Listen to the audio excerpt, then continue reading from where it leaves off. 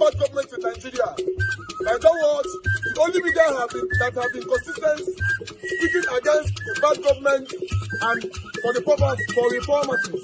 Nigeria Watch, yo.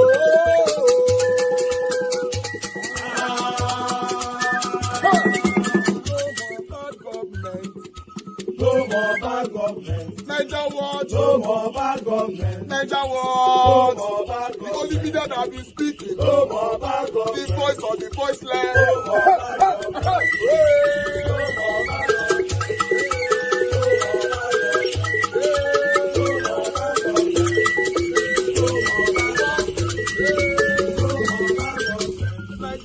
No more bad government. For the poor, no more bad government. Nigeria Watch, no more bad government. Nigeria Watch media, no more bad government. No more bad government. No more bad government. In Nigeria, no more bad government. No more bad government. No more bad government. The only media, the number one media in Nigeria, no more bad government. That have been speaking against government. No more bad government. Nigeria Watch, no more bad government.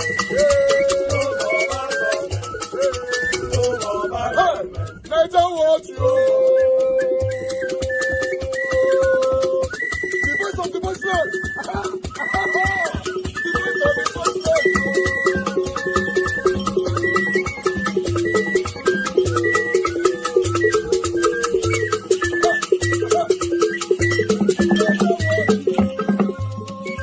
Voice for the voiceless. Voice for the voiceless. Nigeria Watch media. Voice for the voiceless. Nigeria Watch media. Voice for the only media that have been speaking against bad government. Being consistency since. In fact, with family. So yeah. But we're late for 1 hour. But we are here now. We're still gonna catch up. I already have some of my people already here on the screen. So we're gonna take it from there. I appreciate every one of you, my people. Mother of all mommy, that's for a good evening to you, mommy. Thank you very much for all that you do. I appreciate you always, and I love you so much. Thanks for being there for us all here. Thank you, Abu Azi, my brother. I appreciate you. Thanks for all that you do. I appreciate you always. Thank you very much, everyone right there. I've showcased so many people already, if not all. I'd like us to just move on now. Mike Akambari, I appreciate you. Thank you, Bet Max. Thank you very much, my wonderful people. Madam Peggy Modi. Thank you very much, Kingsley. I can see you. Thank you, Mr. Johnson Emmanuel. Thank you, my super chatter, Madam Suberry. Thank you very much, for the super chat. I'm very, very grateful. God bless you. My pocket never run dry. Guys, help us to press on the like, help us to share, press on the dollar sign, encourage what we do here if you can. Thank you very much. God bless you all. As you can see right there on the title, let me take this off so that you can read it properly. You can see Peter Obi reactions on Kwam 1 versus Kwam 2 triggered more reactions. Yes, I have to bring that one into that because since Peter Obi reacted with this that you're seeing there, I've already read this out on one of my pre-recorded videos earlier on, so I don't need to read all of them all over again, but I'll just leave it there. You can see on the screen. You can pause and read yourself. It's right there. Peter Obi were calling for equality and standing for what is right as usual, you know, but a lot of people have reacted, but I only just have a few reactions here that I would like us to take together. I'd like us to start from here. Okay, the summary of what Peter Obi said. Let's quickly take this one here. Can you guys hear me anyway? I mean, not be like I talk to myself. Oh, I know I don't go read finish at the end of the day because in Nigeria was, you know, they hear you. Can anybody hear me? Put it on the comment sections. My panelists is not to be here. Yeah, we can hear you. We can. Okay, thank you. Give us a magic. I appreciate you, my brother. Okay, as you can see, that one is coming from Dr. Mackenzie. He said, summary of Peter Obi's expose from this evening in 4 points. 1, condemnation of assault and apology. Obi apologized to the Ibom Air crew assaulted by the Comfort Emerson by condemned the dehumanizing treatment she faced, including public stripping and rushed detention. Then 2, highlighting double standard. He criticized the justice system's inconsistency, noting that while Emerson is jailed, another individual who disrupted a flight and endangered lives remains free, backed by officials. 3. Call for equal justice. Obi emphasizes that justice in Nigeria must be fair and not favor the powerful, highlighting selective treatment against the poor, especially women. Then, lastly, number 4, demand for accountability. It calls for an end to selective justice, demand explanations from authorities like the Minister of Aviation, and advocate for a rule of law ensuring equal treatment for all. Okay, now, reactions day. You can see this one here. Said Peter Obi is the conscience of Nigeria.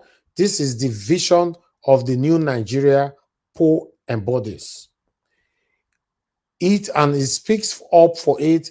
If you still blinded that you don't see that this is the only person of influence speaking up for you and your unborn children and praying for you. Then another person there, concerned citizen, said, while Mrs. Comfort Emerson is in jail, the other offender who committed a more severe offense has not been held to the same standard. These are the issues. Okay, then he went on to think, okay, I'll just leave that one. There's the one I'm looking for, which is this one right here. Tribalism. Don't come inside. You can see this one says Shigorism or something. Aliyu, said, you are such a shameless clown chaser. At your age, you still behaving like a banger boy just to look good before your. Okay, there are so many bad words here. Whatever, follow us. Did K1 assault anybody? Question. That lady literally slapped an air hostess for asking her to put her phone away. She has been remanded, so let her get a good lawyer. You are such a bad influence to the generation, Peter Obi. You will never be president. Okay, why? Another one said, we Yorubas must come out in full support of Kwam 1 from these Igbo people. Imagine the disrespect calling for the arrest of Bobo and comparing him to that little girl. More than the read though, in Yoruba land, we respect our elders. K1 is our elder. Now hear that one? Yes, K1 is also my elder, not just your elder, but I condemn what is wrong. And I believe K1 realized that what he did is wrong and he came out to apologize. So, God. This country.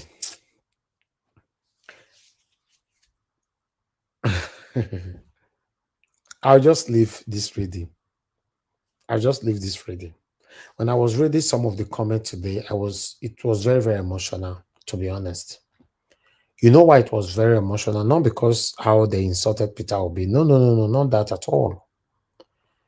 I was very, very emotional because we, the youth, we are not ready to actually enjoy our country in our time. The only thing that we focus more on is by continually supporting these same people causing us pains, or continually supporting or embracing tribalism. Even though you and I know that tribalism is the biggest problem that is killing Nigeria today. Just imagine what that guy wrote. We the Yorubas must come out in full in support of K1 to fight these Igbo people. Now, that person who wrote that thing, the mindset automatically believe that everybody speaking right now they are all Igbos. Everybody who is saying that justice must be fair and equal, everybody is Igbo. Even me, while they talk to you, so I be Igbo. It's crazy. It's shocking. Sometimes, I don't know whether or not they spend time, they read some comment for comment sessions. Whether or not they shock when I see some comments. There was some comment that I saw. I can't bring it here because I don't want to rebroadcast it about Peter Obi. There's this set of people that just hate this man, no reason, and they hate the Igbo people and no reason. Because this one now doesn't supposed to have anything to do with tribe. Yes, nothing. Peter Obi only just contributed that, yes, there should be fair judgment on this. I don't think Peter Obi was attacking K1 for any reason. It was not. He was only calling for fair judgment, not selective judgment. It's very unfortunate. This is what my brother Black Panther also did here yesterday. Tell me now, these people now that is writing this thing now, how much are they different from Black Panther? The only difference between them and Black Panther now that Black Panther is not a tribalistic person because my adult brother. But any other thing, you know, Black Panther was biased yesterday.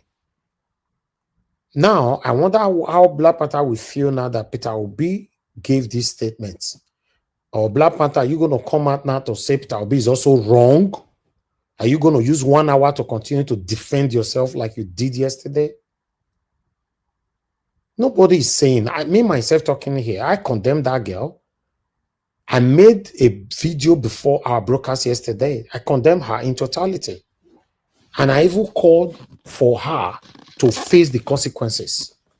Then I cemented it by saying the rest, Oshomole and Ogawasu, all of them, if they cannot face equal justice or judgment, then let this girl face the exact punishment of K1.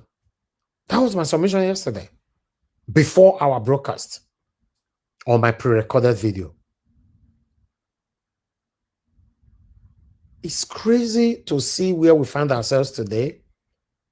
If we are condemning A and B did the same thing where A do, let's condemn all of them equally. That's my stand. It's not all about who is elder now, who is a child, or who is closer to me, or no, it shouldn't be like that. Anyway, I'd like us to start talking. Good morning, good afternoon, good evening to every one of you. I appreciate you all, my people. God bless you all. I'd like us to start with Mr. Jonathan. Mr. Jonathan, it's good to have you on the show, sir. Good evening to you. I'd like to us. Hello, Mr. Harris. I greet you. Yes, sir. Thank you How so are you much. doing today? I hope. Yes, I'm good. Very I hope good. you are enjoying this sun in UK or wherever you are. It's not too hot, to be honest. Let's be honest, it's too hot. You see now, when you did Nigeria, you say it's too hot. Now you are in another, you say it's too hot again. So they say here to say it's too hot now. Anyways, thank you, Mr. Ivy. God bless you greatly. Thank you, sir. I greet my fellow panelists and God bless you all. Mommy Diaspora, welcome. God bless you greatly. My fellow commenters and all the callers, I greet you all. God bless you all greatly. You're welcome. See, this is the thing for me. In Nigeria, the Nigerian government, as an entity, as an institution, the Nigerian government singularly is the chief enabler of tribalism. The Nigerian government, all these in caps, I put all these statements in capital letter. The Nigerian government as an entity, singularly, is the chief enabler of tribalism in Nigeria, and there is no end in sight. We're not going to end this. This is going nowhere. Tribalism is going nowhere as long as we have the government itself as the chief enabler of it. We must know that. We have to know the root of the problem. And it is the government also that has a big role to play in bringing tribalism to an end or curtailing it to a very, very large extent. Without that, there's no end in sight. We aren't going anywhere as far as tribalism is concerned. And there will be no development as long as tribalism persists in our society. What happened with K1, and some people are now they've given it the name now, K2, you know, it's purely, it shows that Nigeria is purely a banana republic. It is clear. It's a banana republic. There is no rule of law. We must know that. But we like to deceive ourselves a lot in Nigeria. And we enjoy the deception. We continue to swim inside that deception. There's no rule of law. We don't have it. And the government continues to expose ourselves continually. They continue to show that, yes, they are the chief enabler of tribalism. For Mr. Peter Obi, on his own part, everything he said has nothing to do with tribalism, but has a lot to do. The tribalism, those people should channel their anger or their criticism or their position or whatever you want to channel it towards the Nigerian government. Leave Mr. Peter Obi out of this. It is the Nigerian government. Successive government continue to play this tribalistic, you know, activities unabated. They just take it to another level. It is only that when the problem is that the people that are complaining now, they are not the one perpetrating the tribalism. When they are the one perpetrating the tribalism, it is fine. When they are not the one, they want all hell to break loose. No, it's not going to work. So that's why I said there is no end in sight. Tinubu is there now. He will go. The next person that will come, they will continue to perpetrate it. They will not stop. Case studies, evidences are bound all over the space. Buhari did it for 8 years. He released terrorists, northern Boko Haram terrorists, sworn terrorists. He released them under the guise of rehabilitation. But he will expose other people from other parts of Nigeria. He will hang someone like Kanu in the prison. They shut him up in the prison. They go after the lives of someone like Sunday Igboho. That is tribalism. That is tribalism, whatever they are hiding under. So that's why I said, I put it all on the government. And they continue to show it to us every day.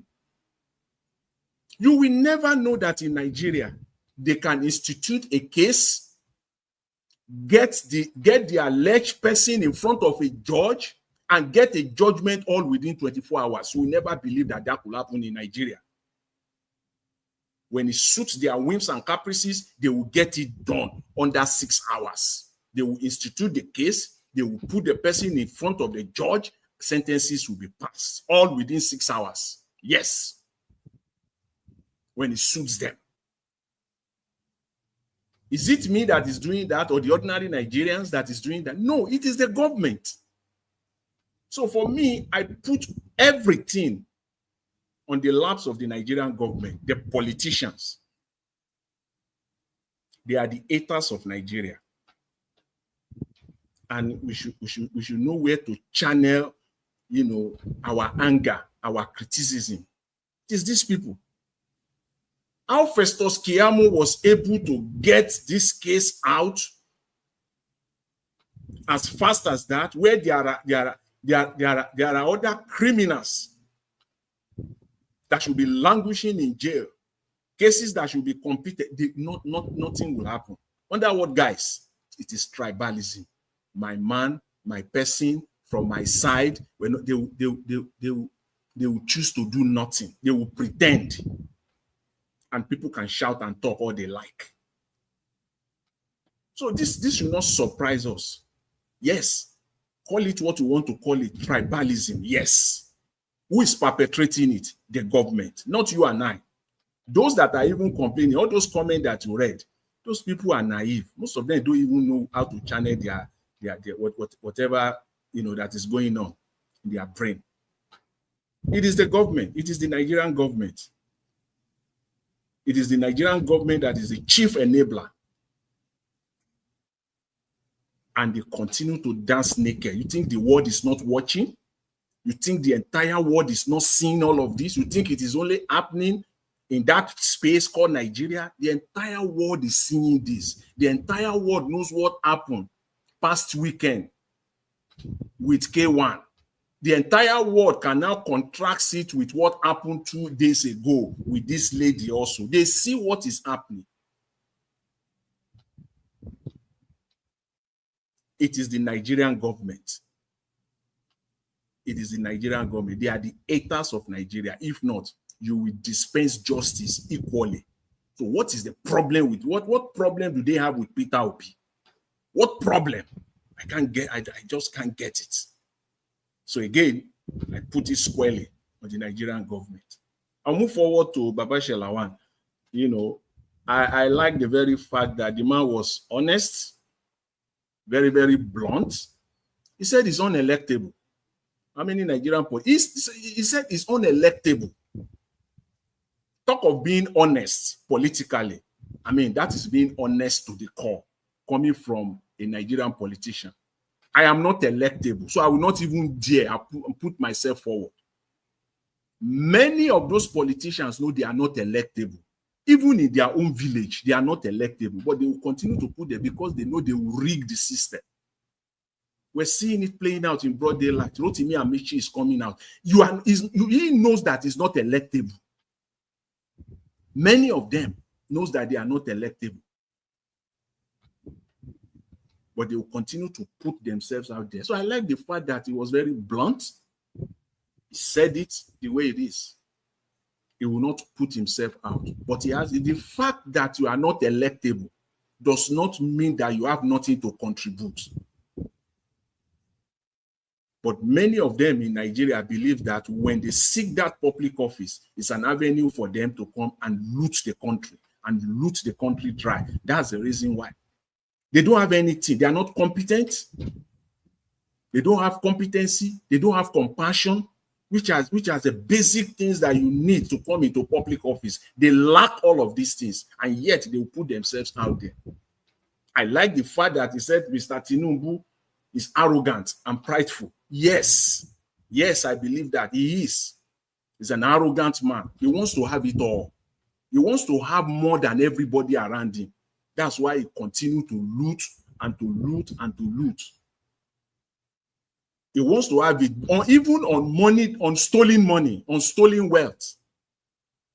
Wealth that cannot be traced to anywhere. Still prideful and arrogant on top of it. Yes, I agree with him. And finally on him, I also agree with him that the present central bank governor of Nigeria is incompetent. Yes. I'm waiting for the bulldogs of Tinubu to come out. I'm expecting them. I will be disappointed if I don't see them on national TV or national space in the coming days. They will come after this man. I'm expecting them. I'm really waiting to see that. They will not let go because the man spoke the truth entirely. The central bank governor is not the wish of Mr. Tinubu. He has never been. It's not this. In other words, it's not Mr. Tinubu's first choice. It's not his first choice. The man is incompetent. He granted two financial institutions. He granted them to bankruptcy, and yet, as a nation, that is the man we can put out as our best at this time to head our central bank. Talk of incompetency at its very best. I don't know what, I don't know. That is incompetency for you. But Mr. Tinubu has no choice. The people that are competent are not ready to work for him. He tried. As a prideful man, as a man that is arrogant, Mr. Tinubu, for him, he wanted the best. He shopped around the world. He wanted so that he can be bragging. He went to University of Florida, the top Nigerian there, University of, refused to come to his cabinet. He went to Harvard. They refused to come to work for him because people who know, who have pedigree, who cherish everything they have worked for all their life, they are not ready to come and waste it on a platter for one drug baron, one unelected man who stole the election and bragging that he's president. They are not ready. So he settled for the worst of us, one of the worst of us, as the governor of Central Bank. So Babasha was in line. We have an incompetent man. I've been saying it over and over again here, over my voice, for the past 1.5 years. They continue to pay subsidy. Babasha Lawan, who else do you want to hear from? Say they are still paying it, but they are deceiving Nigerians. That's why, because they don't want such revelations to come out. That's why I said that they will come after him. I'm expecting that in the next, they will come after him. They will come and defend their lies again. They have come to believe their own lies so much. They have lied so much that they believe their lies as we speak right now. So that's all I just want to, to say at this time. But I will end from where I started. The Nigerian government as an entity is the chief perpetrator, the chief enabler of tribalism in Nigeria. And until Nigerians will begin to work together to channel our fight toward that system, that entity called government in Nigeria, that will not dispense justice equally, is to choose and pick, tribalism is going nowhere in Nigeria. I'll leave it there, Mr. Elvis. Thank you very much. I appreciate it. All right, Mr. Jonathan, thank you very much. I appreciate you. Thanks for that submission. It's very tiring, right? I can see from your voice that the situation of the country is tiring. Yes, it is. It is. Sir Louis, it's good to have you on the show. Good evening to you, sir. Talk to us. Sir Louis, are you there? Okay, you're not there. Give us a mandate. Are you there? Okay, these two people, they are not here. It's strange. Okay. All right, someone is calling in. Okay. Let me take Madam Deborah to talk to us. Madam Deborah, thanks for calling in, man. Please talk to us. Good evening to you. Hello, good evening, Mr. Elvis. Thank you, ma'am. Good evening to everyone. Just a quick contribution to the broadcast. I want to add more to what Mr. Jonathan just said earlier on. But I want to disagree with him that it's only the government that is weaponizing tribalism. I believe there are Nigerians as well, individual Nigerians that are very, very tribalistic. If you look at the comments that Mr. Elvis was reading, these are not just comments of Nigerians. These are comments Nigerian government. These are comments from ordinary Nigerians. So let's be honest. There are a lot of Nigerians, not all, that are still tribalistic. Particularly the three major languages tribes in Nigeria, the Igbo, the Yoruba, the Hausas. They are. Let's be honest. Everything is tribe. They attach tribe to everything. So we cannot just say, yes, the government is weaponizing it, but let's not equally shy away from the fact that we have Nigerians that are very, very tribalistic, that put their tribe first before everything. You see, Peter Obi just made an innocent remark. The girl involved is not even Igbo, but simply because Peter Obi is an Igbo man, you can see how they are already attacking the poor man. And this is what is going to happen if Peter Obi becomes president tomorrow. Everything he does, the same thing they did to Goodluck Jonathan. You see how they came after Goodluck Jonathan. They are particularly the Northerners and those people from the West. This is exactly what they did to Goodluck Jonathan, and make sure that they remove him from power by force. But unfortunately, they got the power and they cannot even do anything with it. That's what you get when you see, the moment you become tribalistic, that's when your brain stops functioning properly. Your brain will start functioning upside down. You see, they removed Goodluck Jonathan, but what have they been able to do? The Fulani man ruled for 8 years, destroy Nigeria. Now the other one is there. He has no clue what he is doing. So until we stop this whole issue of tribalism, we are not going anywhere. They always bring tribe into everything. If it is a Fulani man that made that comment or that put that, they will all run, put their tail in between their legs. None of them will come out and say anything. But the moment is an Igbo man that make a comment, that's when they all come out and they will start talking. But the one, if it's a Northerner, you see, I don't like to bring tribe into all these things, but you can see it play out every time. They are only emboldened when it's an Igbo man that talk. But if it is a Fulani man that came out to talk now, they will all be like chickens. They will be so afraid to even come out and make a comment. They will pretend as if they are not hearing. But the moment is an Igbo man, they will all come out from their holes to attack. Me, I don't know this hatred that is going on, whether it's jealousy, I can't explain it. But this whole thing, maybe we'll need to find out where the reason why they hate the Igbos so much. Even the Northerners don't hate the Igbos that much. But me, I don't understand. Maybe somebody will explain it later. This hatred, I think we need explanation, Thank you so much, Mr. Elvis. Thank you very much, Madam Deborah. God bless you, man. Thank you. Thank you. Mr. Elvis, let me respond to Madam Deborah briefly. Okay. Yeah, I agree with her. I agree with her entirely that, yes, it is not entirely the government. But we must know this. It is one thing for the people to be tribalistic, but it is completely another and an aberration for the government to be championing tribalism. The same thing goes with corruption. It is one thing for individual citizens to be corrupt and criminal. It is entirely another thing, a colossal disaster, when the government itself is the champion of corruption.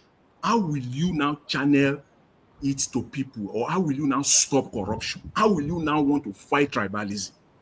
It will not. That's why Mr. Peter Obi will say, he will not steal. He will not steal the Commonwealth. When they see the man at the helm of affairs not stealing, it trickle down. You will look, you will think twice, because you know that you will end in jail faster than Festus Kiyamu's arrangement of this lady. She ended up in Kirikiri within 20 hours. I've never seen that kind of justice dispensation in Nigeria. I've never seen it, except when it suits them. So I'm not saying that Nigeria this tribalism is just on the government, but I'm saying that the government is enabling it. They are festering it.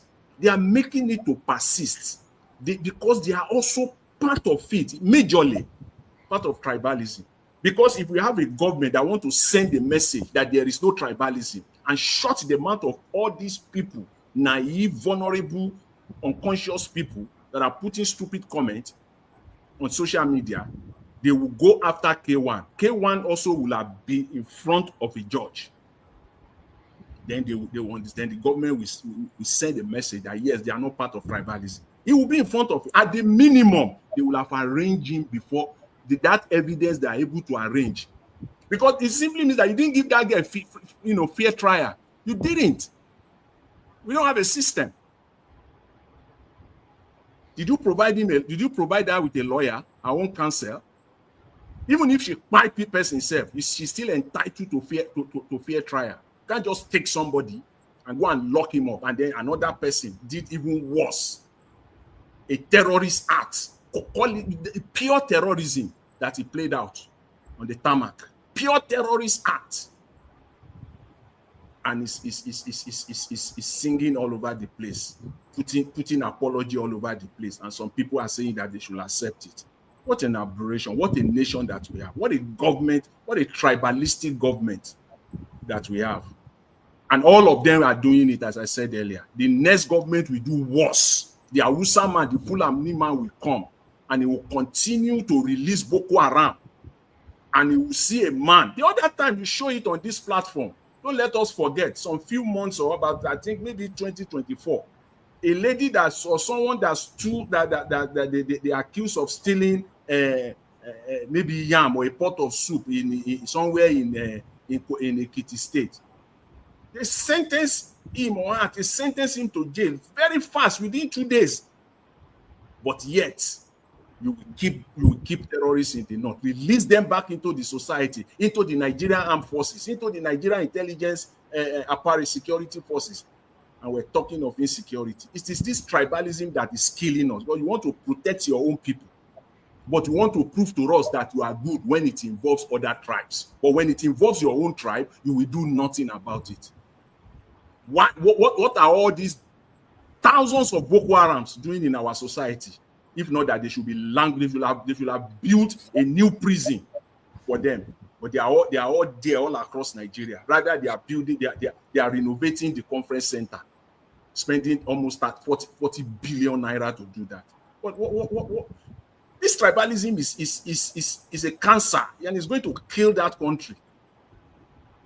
It's going to kill that country. Because nobody, in the normal circumstances, the president himself will have made a statement on this one. But because we don't have a nation, all the spokesmen now, they are not speaking, they are not talking on this one. That's the serious problem that we have. This tribalism is one of the things that is buying Nigeria. Of course. In case those of you listening to us now, you are not sure who is talking. His name is called Jonathan. Yes. He's a Yoruba man, a proper Yoruba man. Because I know some of you will be shocked. Okay, this kind of submission coming from a Yoruba person. Yes. He's a Yoruba man. And I have another one on the screen right now. Give us a man, the Lower Tosi. He's also a Yoruba man. So it's not all of them. But it's very unfortunate to know that some of us, there's tribalistic, satanic individuals in all tribes in Nigeria. I repeat, in all tribes. We have them everywhere. It's very unfortunate that we find ourselves here. We they speak today now, say some Yoruba people speak tribalistically against the Igbos. Yeah, we have Igbo people who are also tribalistic, a lot of them. Yes. But today now we only just projected this one. So if you are listening today, this message is not directly affecting you yet. That is the best time for you to learn. Not when it comes to you. You now be saying, oh, just imagine. Peter will be commenting on this thing. What does that got to do with tribalism? He only just called for the right thing to be done. That's it. Now, when I just change them, say these Igbo people, all the Yoruba people must come together to fight these Igbo people. Just imagine. So everybody currently talking right now, how this girl was treated and other elites were not treated like that, all of them are Igbos, right? We have a long way to go for this country. Go hard. They're here. They listen. They are here. Those satanic sort of people, they are listening right now. They are here. They are on the backstage. They can never change. They can never change now. They can never change. And that is what is killing us in Nigeria. It's seriously affecting that country. That's why the politicians continue to use this weapon. They continue to use it, continue to divide us as a people, because they know this is what will happen. This is what will happen. They know that some people will come and they are waiting. So you see in Nigeria is a country where it is designed for people not to talk. Nigeria is designed, and it has been so right after independence. Nigerians are not expected to talk. You are expected to keep your mouth shut and bang. You are not expected to talk. So they have never seen this before. The government of the day, if they have never seen it before, so they don't really know how to handle it. In the process, they are exposing themselves further, so we can see their shame. They are ridiculing themselves all over the space. There is nothing that will happen in Nigeria today that citizens will not have a say. They will express themselves. Before now, citizens cannot go to NTA. They cannot go to AIT. Citizens cannot go to Arise or Channels or whatever TV stations you want to call them in Nigeria. But now, they have a platform that is even stronger than the likes of NTA, AIT. How many people watch NTA in Nigeria now? Even the so-called politicians, they have phones on their hand. All of them, they will, even inside the Senate, they have their phone. They are glued to the internet. They are glued to the social media. So with everything that they are hearing it, and they are not used to it. They want people just to, Nigerians to keep quiet and quiet. Nigerians should not talk. That's why when Baba Shalawan said, and he was so bold, can somebody, can Obi come out and say half, 10% of what Baba Shalawan said in that interview? If all everywhere goes scatter. Yes, everywhere goes scatter. They will all the and no social media platform where they don't respond to Baba Shalawan. Nobody responds. Nothing. I'm not saying them. I'm waiting for them. They will have to prove people like us wrong, because I'm waiting for them. Maybe they will display some level of decorum, civility, and decency this time and keep their own mouth shut rather than expecting citizens to keep their mouth shut. They will keep their mouth shut this time, because everything, he said Tinubu did not win election. Go and arrest him. He said Sheun was saying about court of first instance, second instance. If you like, let them take it to the court of fourth and fifth and sixth instance. That's your problem. He didn't win. Tinubu did not win the election. It's as simple as that. So it's not Nigeria of 2015. No, it's not Nigeria of 2015. This is Nigeria of 2025 going forward. Thank you very much, Mr. Jonathan. Mr. Oduwa, it's good that we have you on the show. I wanted to just round up now. Please talk to us. Good evening to you. Okay, thank you, Jonathan. Good evening, Mr. Nanjawa. Thank you very much. Good evening, Mommy Dasura. God bless you, man. Thank you, Mommy. Thank you very much. Good evening, commenters, listeners, and viewers. Thank you all. And the passerby, God bless all of us. Where are the aviations and the Baba, whatever they call them, and the people that are writing? Well, I can see that everybody has their own idea and opinion. But that person that writes that all Yoruba should come together, we don't say it's not an Yoruba man. I will not even say it's a Yoruba man. What we always say is that because what happened in the airport and concern Peter Obi will never be president. Yesterday, I think yesterday or day before yesterday, when you play a video here, Amishi said if he become a president, he said we recruit talks that know how to use a computer. That if you insult him, we insult the person, father, grandfather, great-grandfather, so and so on. So these are the people who are writing rubbish in the name of malign all the Yoruba together. Because two persons did wrong, the same. Even the Igbo girl, according to the video, the Igbo girl did not do or did the error that the so-called Wasiu Abi Kwakwawan did. Because Kwakwawan is to hijack the plane. The Igbo girl will just say, let me pass. If you said off your phone. That is no.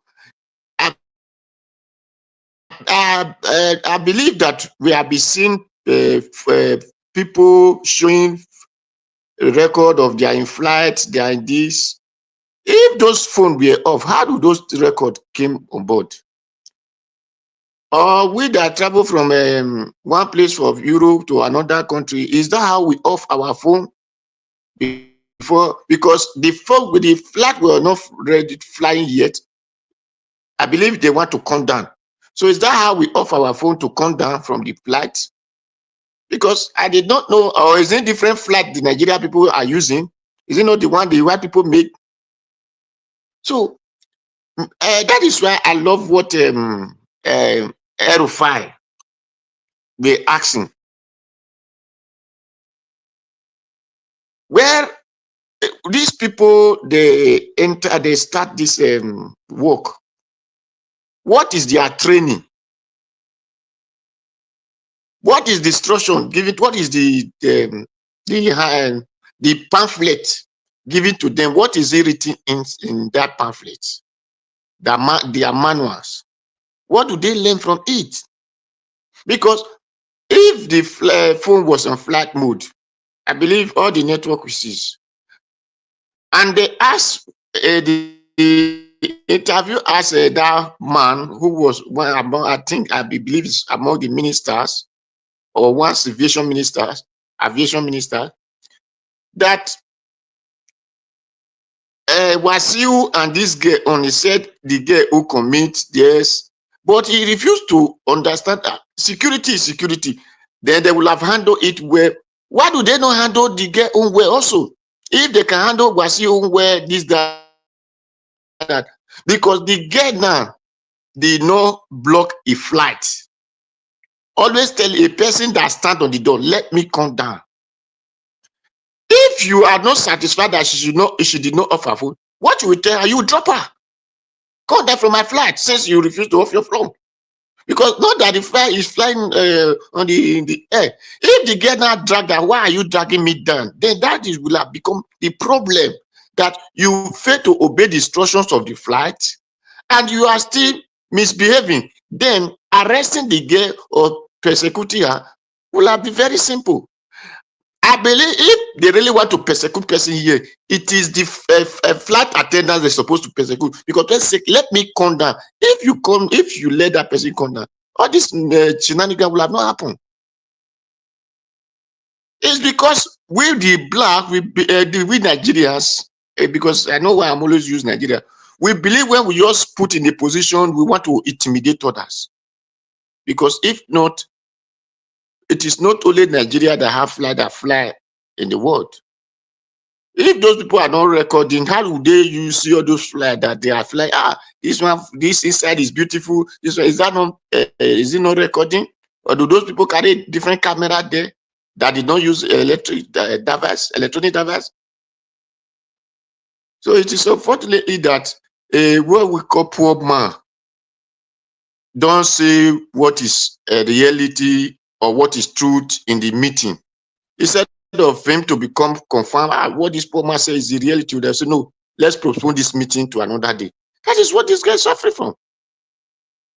Because if not, Wasiru was for you to stand in front of flight or say the flight should not move, that is a jack.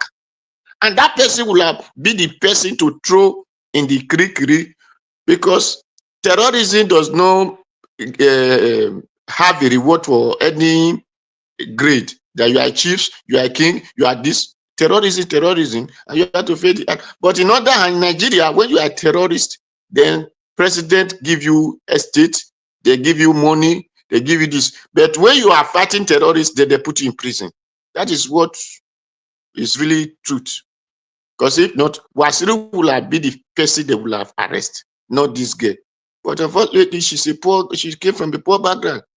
We did not know the person that that control Abuja or that control Lagos State. So that is why. So it is painful. But the aviation minister, it is you people now to know that the person you will have arrested is that lady who blocked the road for this girl not to come down.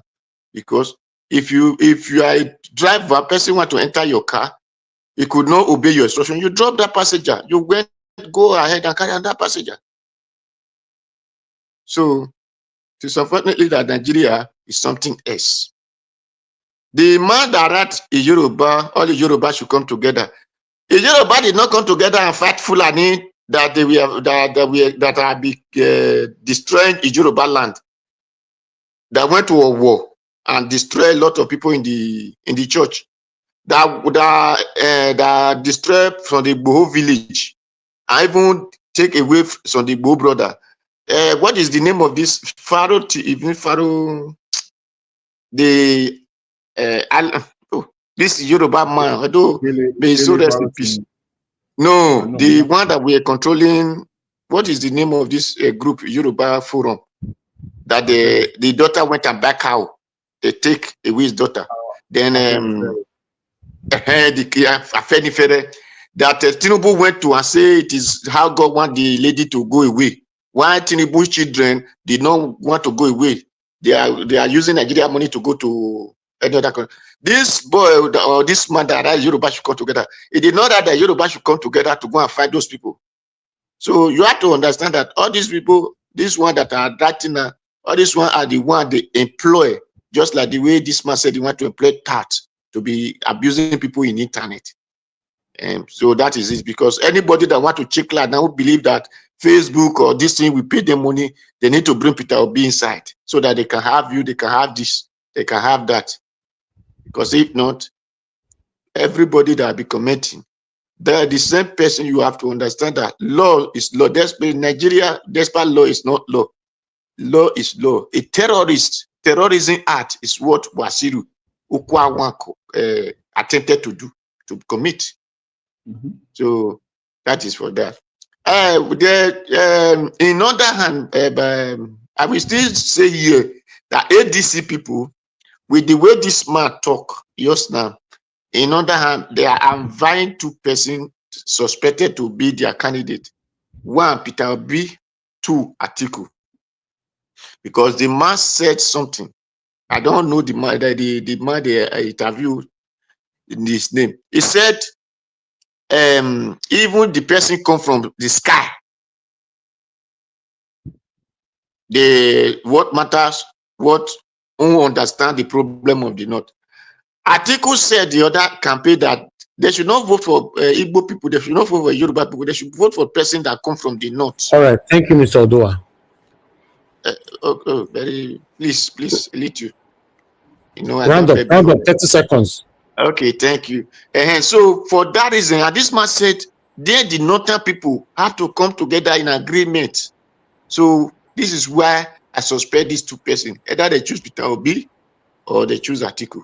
But why he said the game have changed, he said the motion they used to vote in 2023 have changed because Peter Obi doesn't have that money that we give to them. But Atiku have that money that we give. That is where we have to put our hand very, very careful about these people. Thank you, Mr. Njawosh. Thank you very much.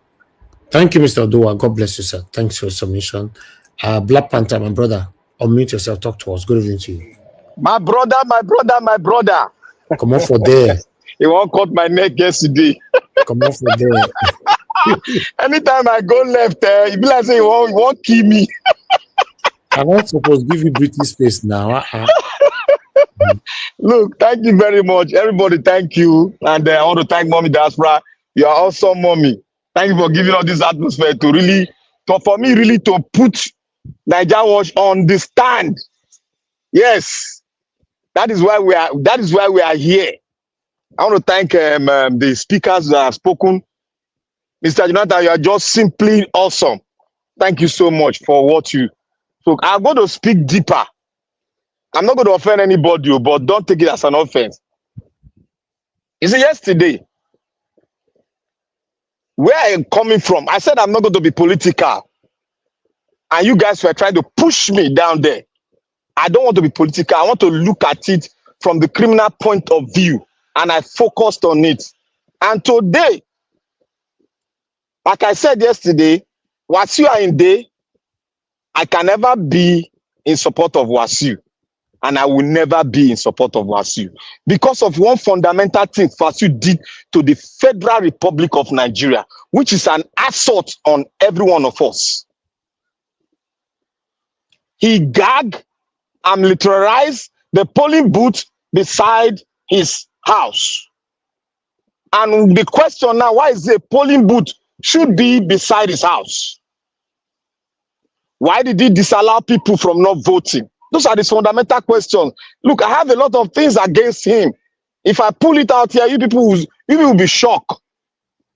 This guy supposed to be behind bars for long, but there's a caveat there. He's a member of APC. Like what the Edo State government say, former governor said, if you belong to APC, your sins are forgiven. Then you can still, anytime you see ballot box into your villa, your sin will be forgiven. That is what it means. And Mr. Odua, the flight was from Calabar to Lagos. The case did not start when the flight landed in Lagos.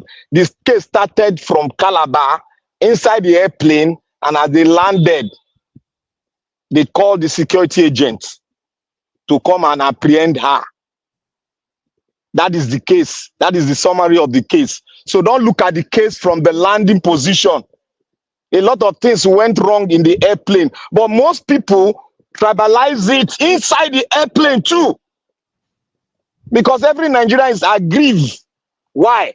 Because the fundamentals of the genesis of the creation of that nation is faulty. But irrespective of that, we should not use that as a yardstick to disobey simple law, simple instruction. Even Nigeria would always say it here, simple instruction, we ourselves sometimes we disobey. If she obeyed that simple instruction from that airline, would these have occurred? Why is it hard for us to get ourselves not over-acquainted with our phones? Not be addicted to our phones. Why? Tell me why. A broadcaster yesterday, I was listening to the broadcast yesterday in Tinubu station.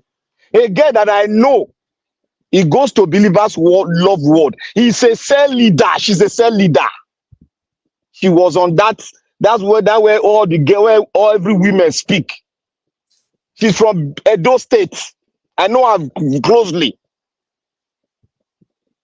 She says house. She's into estate management.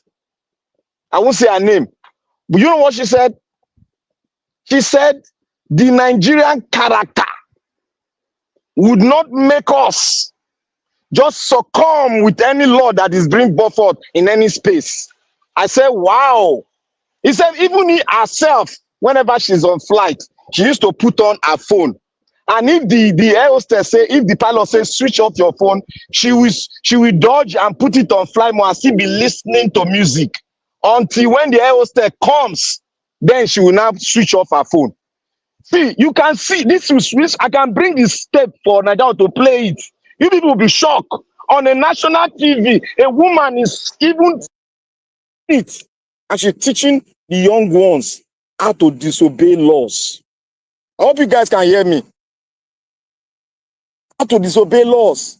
That is the simple laws we cannot obey. There's something wrong with every one of us. Not everybody, sorry, with almost 75% of us. And when we say it here, and I will say it here, we obey the same thing. Common law, switch off your phone. What is there in switching off your phone? Even if you are in international flight, don't you know, forget all those things they write for book. If you put on your phone, if they can track, if you put your phone on a flight mode, I bet you they can hack it and track that phone and track the airline wherever the airline is going to.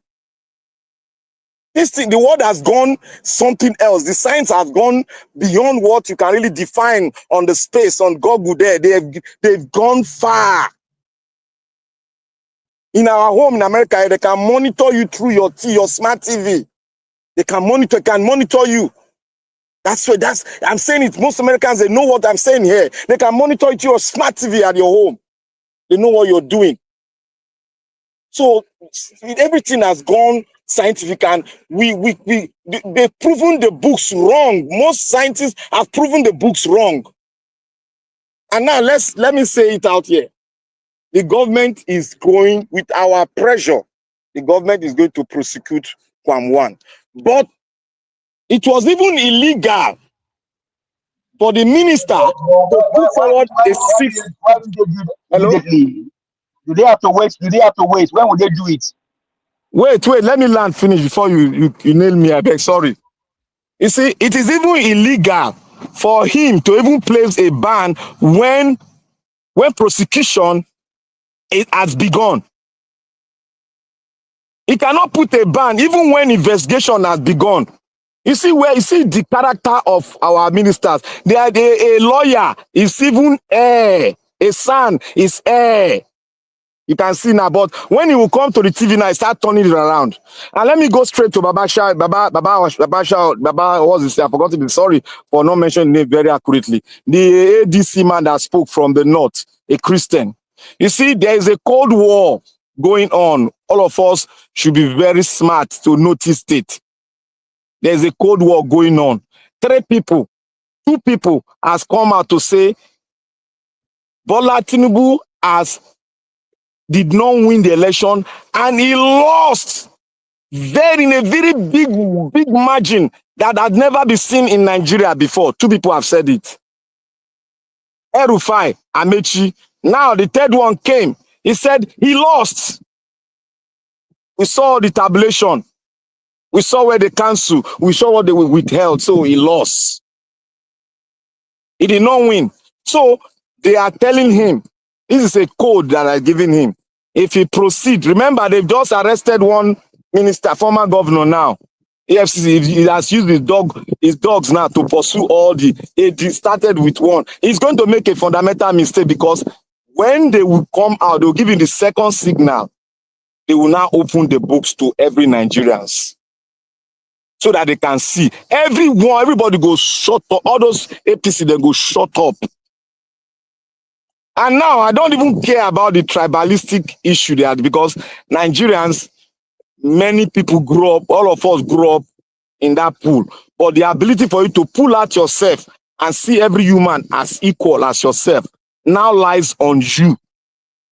But there's one thing, caveat I want to bring forward. We can send a bill to the House to curtail tribal influences, tribalism in government, and tribal speech in public. We can send a bill. A country in Africa has done it. We can also do it. To curtail this tribal sentiment and to curtail tribalism in governance. And they should stamp a jail time to it. A good jail time to it, so that everybody will be streamlined. We can now see every one of us as equal before one God. So what the man is saying is true. And when he said something about the Yorubas, when they do a meeting, he put one caveat there that Yorubas, when they do the meeting, they will not start, I cannot sit with one where only him is from one part of the country, and Yoruba, after the meeting, they will go on and start speaking their language. What he said there is, yes, thank you. What he said was right. But what I disagree with him is that he now paints it on one tribe. It is every tribe in Nigeria does that. Every tribe does that. I've witnessed 3 tribes that does it in my school days. 3 tribes. So what he should have said is that all the tribalism is one of the main things. For example, when we hold meetings, this is what happened. This is how the tribal cards are being played. Because every tribe in Nigeria is don't mention Yoruba alone.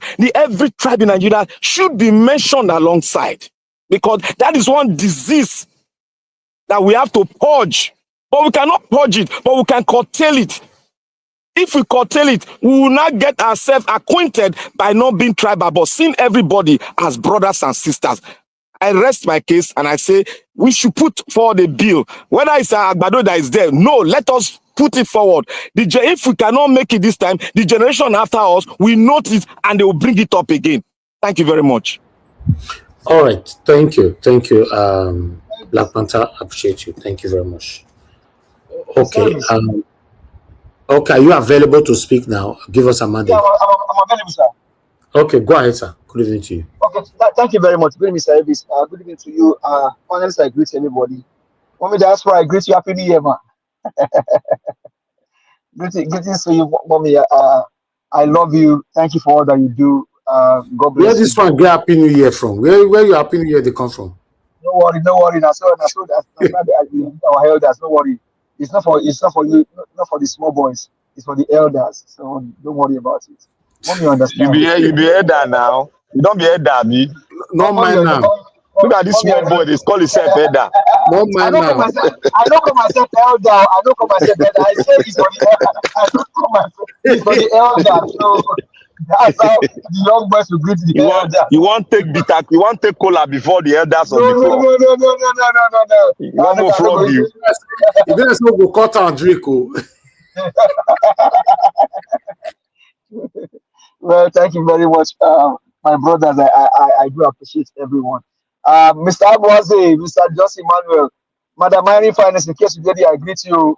Now, I turn now, SOEO, Madam Iris, I greet you. Well, Black Panther, to what you said about Kwam, right? I know the last time that we're talking on the panel here, I said that Nigerians don't have anything to say to Kwam, and this is why. The crime that he committed during the airplane and the crime of taking cane to flog grown men during election, are they different from one another? Because they are not different. You debar people from doing their civic rights. As a matter of fact, he tore one of our brothers from the east. He tore his clothes. The man was a labia. Was why he did carry cane, flog the guy, now tore his clothes. Now, Nigerians did not raise eyebrow against that. It didn't go viral as this. There was not too much, there was no talk about it. Why? Because it was doing for the criminal drug baron. Now, because he was not arrested then, because he feels that he's a local, he can do whatever he wants to do. That was what gave the effort to do what he did on the tarmac. For me, the crime are the same in my eyes, and so they didn't put him in jail for stopping people from casting their vote, exercising their franchise. Now he now went on the higher level to go and stop a plane on the tarmac. You know what would have happened? He would have taken people's life on that tarmac on that day. Another question is, why is it that we don't have ramp? Black Panther, you know what I'm saying here, Mr. Harris will understand, Mr. General. There are ramps in airports where you walk in the ramps and then you go into the airplane. Why is Nigeria out of a sudden now? There are no ramps. People now have to go on the tarmac, you climb staircase, and then you go into the plane. What's happening? Teamo, in case you are listening tonight, as you guys are renovating the airport, try and make sure that each gate have a ramp where the plane they can taxi, and they just park by the ramp, and then people can go into the plane. You don't need Nigerians to go on the tarmac. So if it's raining, they will all be drenched in rain and they will go into the plane. What is happening to this country, for God's sake? No, Now, sorry to target you. Sorry, just seconds. They have a ramp for local. If you look at that airport, the second wing of the local wing, the local airport, they have a ramp there, but the ramp is not enough. That is why most airlines go to their own wings. They do not use a cab, a bus to take you down there. You all, after going through the screening, then you all will not go. But they change everything again. They now screen at the port of entry to board the airline. That's the problem we have, because the system, we have no good system. but this is so you said something now that science has developed. Black Panther, you and I live in the US. Mr. Jota is in Canada. These things don't take too much for them to fix. It's just These are just having systems and having some scientists or some software developers to fix these things. These guys will allocate much more money for innovation, but you don't see anything. These are not difficult to fix. These are not difficult to fix. They are not difficult. So, Keyamo, in case you are listening, please fix these things. Fix them. The ramp is one. At the gates in each airport, each gate, you have the airline staff. For example, if it's American airline, at that gate you see them there. You are scanning your boarding pass. As you board, they are checking you again, even though you have gone through security. Now, on that day, why was he not arrested immediately? Because his friend or his father is the president, and the Comfort is the daughter of nobody, and they humiliate her. In fact, a matter of fact, on one of my high school platform, somebody was saying that, oh, I love this video. Are you crazy? Somebody's being dehumanized. They are dehumanizing somebody. I say, you love the video. Are you okay? Meanwhile, somebody that should be, we are swearing they should even uphold the law. Should uphold the law more. Why? Because he said he's close to the president in court, and he called himself is he a legend now or something, or a patriot? He should be the one to even uphold the law more. He should not be found in such a thing. Why? Because he canvassed or he campaigned and supported the president in court in power today. So what he has done is to rubbish his friend or his father in court, the president of Nigeria. But will you blame them or this sympathize with them? No, because they are all what? They are all criminals. What he did, he cannot do it. He cannot do it in Atlanta or in Chicago. He cannot try it. He will rot in jail. But where is he now? Wasi is catching cool in his house, while Comfort is in jail. The same offense, because they are not different. They are not different. Now, more so, what would have happened if the wing of the airplane has chopped away his head? What would have happened? They will say it's the pilot. Sometimes we instigate people to do some things that are unnecessary. You can blame the pilot for whatever you want to blame her for. You can do whatever you can blame her for whatever reason. But hey, she's doing her job. 1 minute, sir. She's doing her. They has no business on that tarmac. Has no business want to stop the plane. But why would he do it? He has done it during election. He's not in jail. He will still do it again. Nigerians, this flash, they will still break under law. He will still break under regulations. Because why? He's not been punished. Until we make these guys in court, the big people that see themselves as the big guy, we'll put them in jail. Nothing will change. Nothing will change. And Mr. Peter Gregory, I will always just like and love this man. That is statement that you read earlier, Mr. I saw that short video. That was an on point statement. That was an on point. If the law is not good for Wasiu, then it's not good for Comfort. Nigerians are Nigerians. We are all equal in the face of the law. We are all equal. We are all equal. And then the news of Peter Obi won the election, it's not a news. It is what we know they are telling us. Black Panther, you and I know that Gregory Peter Obi won the election before now. Mr. Elvis, you and I know that Peter Obi won the election. Wike in Rivers State change all the vote of Mr. Peter Gregory Obi for Tinubu. Wike, all the votes in Rivers State was for Peter Gregory Obi, only few for Tinubu. Wike changed them. Wike did. So it's not a news flash. It is what we know. But what are we going to do in the next election? And that's why it is now honest on INEC and Nigerians now to hold INEC and hold this our legislator, hold them. What are we going to do with regards to election reform? Election reform. All vote cast must be published or must be transmitted through electronic device. Mike Idini, Mr. Mike Idini, I pray for you again today. God bless you, sir. You were everywhere about Beavers. Beavers did not fail. Mahmoud Yakubu failed Nigeria. Beavers did not fail. RF did not fail. Mahmoud Yakub, INEC failed Nigeria. Thank you very much, Mr. Elvis. I need the mic. All right. Thank you. Thank you. Give us a mandate for putting your voice to this. God bless you, my brother. Okay. Let me call on Mr. Alabo. Mr. Alabo, are you there? Sorry, Mr. Alaba. Sorry. Oga Ferreira. Okay, yeah.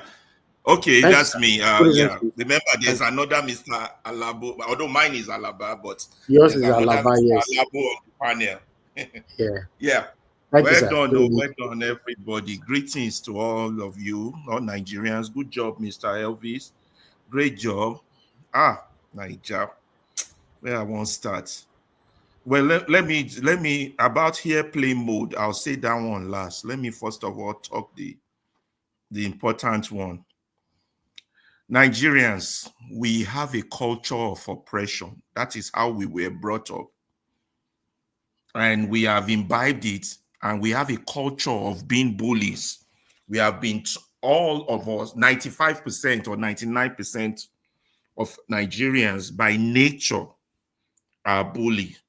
We want to bully one person or another. And that is the culture of oppression has sink deep into our psychic. And it is hard, even for the most freedom fighter among us. For example, so I can hit my point home. For example, the one you all know very well, Very Dark Man. Very Dark Man does not see anything wrong with somebody who has influence to enjoy their influence. Come and tell them that here in America. We saw what happened to Puff Daddy. We saw what happened to Bill Cosby. We saw what happened to all their big men, even Bill Clinton. So that mentality, if somebody fighting for people believe that it's, if you're a big man or if you have influence, if you're a musician, you should are entitled to use your influence. No society will rise with that type of ideology, but don't blame him. That's how we were all raised. That's what I mean by 99% of us are bullies. It has not yet just come out yet, but when you get into that Nigerian argument, sometimes it comes out. And now that we are in the internet age, not the NCA age, we're beginning to see the bullying. If you want to, try other platform on Twitter and see what's going on. All these Ronukus and these Agbadorians and these Abobakus, you understand? You see them use their bully puppets of the internet, and that scares me. That scares me a lot, because this same internet is what we want to use to change that nation. And if they have access to it and they're using it, we're in trouble. That means our message will not get through. So ignorance is bliss. That statement describes a typical Nigerian. I'm not including everybody, few exceptions. Ignorance is indeed very bliss. This airplane incident, airplane 1 and 2, as we now call it, has really showed to me and the rest of the world the real state of Nigeria. The state of bullying, let's just call it like that. If I were delivering a Dele Farotimi speech on a Sunday, that's what I would call it. The state of bullying. This 2 airplane episode has just showed us what we have, who we are, what is our country. Mr. Elvis, I hear your pain when you said you hear those things and the thing pain you. It no pain you reach the ones with me here when I went through Twitter and I was hearing Nigerians reacting to this girl incident. I'm telling you this now. I just said, let me see. I don't know, say your own no pain you. See where you hear. And that's what my speech is based on. And I pray you give me little extra time. You understand? The thing where you hear, you know, reach the thing with me here when I dey go one by one to different Twitter, Mr. Elvis, and I'm talking about educated people. I'm talking about people living abroad. I'm talking about elders. I'm talking about elite. Forget the Ronukus and the Agbadorians with their tribalistic bigot, like that idiot, one man to know, that his topic was Southeastern girl attack. That one, the topic alone is, we all know him, but don't blame him. You have people who are Igbos that goes to his channel to support him to curse out Igbos. We have people like Chioma Adama who goes to his channel while he's busy. Do you understand? Tribalistically destroying Igbos. They are holding things for him, but that's not why we're here. So the thing we are here, my God, education, education, education, education, Jesus. We don't get them wrong. I'm hearing educated people telling me in public medium that it is okay to oppress, that rule does not matter as long as you have power, that as a person, you cannot challenge institution, you cannot challenge association, you cannot challenge government. This is what our educated people are saying. So if the people who went to school are saying this, what hope is there for us to change our country? And all this is coming out from this incident of this plane. These two planes, both Kwam own and the girl own. That thing does make me conclude, say, God, Nigerians, they evil, devilish, like satanic. They are from the gutters. They are some of them are the lowest of pig. But I now got confused. You see, are they talking from the point of ignorance is bliss, or they're talking from their own devilish ways? That I cannot separate. That's between them and God. But here are the key points that I got from these two incidents. Number one, these two incidents have shown us that Nigerian system is worse than apartheid, whether you agree with me or not. And we all know what apartheid is. We all know what segregation is or what racism is. Number two, Nigerians like to sound intelligent while they are ignorant. While I was going through those spaces, you will see them arguing their points. Very wrong points or ignorant points or points that are not even in the news. And then they will be embellishing it, fabricating more stories and bringing out facts just to make themselves right. In fact, one of them once said the girl carry fire extinguisher, destroyed the plane. I said, I don't die. Naija. The girl, she know where bra. Now that they really pay a lot of time on that one. So for that, she must rot in jail, in hell. What is your business with what someone else is wearing? Number two, the things that are coming out is the real tragedy of this story, not the story itself. It shows where we are and why we cannot have change. For the first time, Mr. Elvis, I agree with Arise today, their analysis, Abati and Ufai, for the first time. But as journalists, they should still do more. Because when incidents like this happen, we teachers call it a teachable moment. That is a teachable moment for our journalists, for the educated ones, to educate and teach the public. But our journalists are not designed like that. They have that DNA of a bully. So they want to show that, yeah, she is wrong. We must deal with her.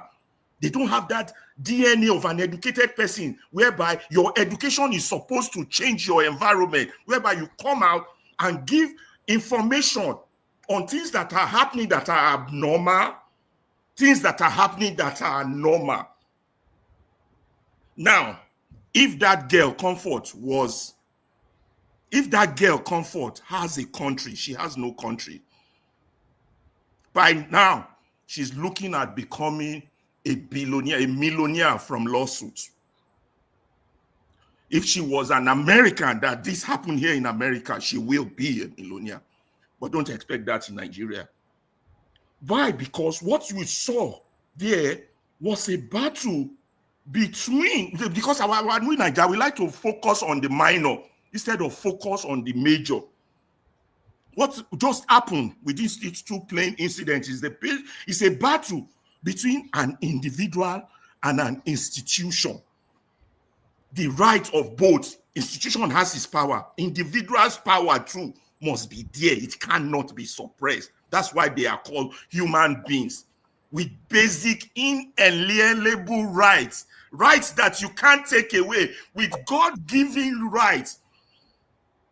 So it don't matter whether the country is so big, so powerful, or the institution is so big, so powerful, or the association is so big, so powerful. No matter how big and gigantic they are, the law of humanity says that human being's rights cannot, will not be diminished to that of an animal. That's the battle, major and minor. Between a system and a no system, between a government and a no government, between a country and a no country. That's why I said that girl has no country. If she had a country, you would not have a judge who has no jurisdiction to hear the case mandate her to go to Kirikiri. If Nigeria was a country, journalists would by now publish the name of that judge and call for the resignation of that judge. But they were too busy staring at that beautiful breast. If Nigeria was a country, those airline officials who are not police officers. So, Mr. Alaba, I don't understand. What you say is still beautiful. I don't understand. So you still see that area. When my wife left the house, I look at it 10 times before she came back. So I don't want to get into trouble with my wife. The area they bam. I not see you on the top because I skip those areas. Close your eye, wash out water for you talk. Now. If she walking now, I go deny, say no, be me talk that one, no. Oh, all the women saw that place, they shout. I know online now. She make us Nigerian proud that we are producing something that beautiful. But let's leave. Yes, she's a beautiful woman. Okay. Now, you see, we keep measuring on the minor between whether we are human or we are slave, or whether we are bullies or tribalists, although a tribalist is also a bully. So these are the majors we are missing in this point. But I tell you, if that girl has a country, she will be a millionaire. Because even if she slapped everybody in that plane, you can't still take away her humanity when you are arresting her. There have been several lawsuits that has been lost because police did not follow procedure. Because the standard operating procedures of the airline were not followed. And there were so much danger that could have happened when you have baggage handlers come with somebody out of a plane like a baggage, as if she's a baggage. Even if she refused, even if she's mentally insane, she's still human. But a lot of Nigerians don't understand this point. All they care about is that she has committed an offense. And she must be punished. And I'm talking about educated Nigerians. And they do not understand that even if you commit an offense, it is not the person you commit it against that has the right to punish you. It is a court of law. That's why they call it due process. But what do you have? You have Association of Nigerian Airline banning her for life without hearing a side of the story, where they've seen videos. You have Nigerian head of airline or minister of aviation talking rubbish. We have people in government, but yet the same rules that they apply to this girl, you've all said that, did not apply to Kwam 1, whose action were more dangerous than this girl's action. A lot of people don't understand that. Let me tell you something you don't know about assault. The defense for assault is provocation. We don't know if she has that defense because our story is not on video. Hard to prove, I agree, but it's not on TV. But still, the mere fact that you dehumanize her in the process of her crime, you have exonerated her. In the United States, there is no law court that would admit any of the airlines' evidence because of that level of dehumanization. But that is the United States. So the question Nigerians need to ask themselves, instead of running to the United States, is that do they want to make their country as good as the United States that they are escaping to, that they are running to? Or do they want their country to remain that jungle of ignorance, that jungle of bullies? That's the question they got to ask themselves. What do they want? If they want to continue their bullying, tribalism, abuse of law, rule of law, then let's have it. That's your country. But stop running. Stop going. The people defending this madness are the people enjoying the freedom that others have died for here. The freedom that Martin Luther King died for, fighting the institution. They were on Twitter saying individuals cannot fight government. If you no get mama, no go get back wound. These are educated. You are in trouble. I can assure you that. If this is the way our educated people are thinking, who is going to come and now educate us on what? Look, when they say in pursuit of a perfect union, they know the union of man cannot be perfect, but we have to work towards making it perfect. And the two incidents of this airplane and the justification and defense of it by the educated people and the people living abroad, it just saddens the heart. It saddens the heart so deeply. You know, but we should be proud. Let me stop there so others can talk. But we are majoring in the minor when we should be focused on the major. Thank you very much. Thank you, Mr. Alaba. I appreciate you, Ogasa. Thank you. Thank you for that wonderful submission. Okay, we're supposed to be having our final submission now, but Tunaja will join us. Tunaja, I'd like you to talk to us. Good evening to you, sir. Talk to us. Tunaja, are you there? We can't hear you. Your audio get problem. Because I can see you unmuted yourself, your audio have issue. So sort that out and come back. Okay, we'll do that. I can hear you now. You can hear me now? Yeah, okay, you are perfect. back. Yeah, all right. Thank you. I appreciate that. I really appreciate you letting me to speak while I just joined. And greetings to all the panelists, the chat, and to the viewers. From what I saw yesterday, you see why this is very, very emotive and problematic is because there's a mishmash of wrongdoings everywhere, including with the Kwam 1 and Kwam 2. And why, in the end, everybody knows, like according to even P2B, he condemned everyone and apologized to some too. Because there is a level of impunity going on in the country where people feel like they can do what they like. And but what he also highlighted is the treatment of some people that seem to have privilege in that country versus others that don't seem to get it. And even my short period of commenting the Nigerian space, it is clear that there is an element of tilt or bias in the nation, depending on who is in the White House, in the Aso Rock, I say White House, Aso Rock.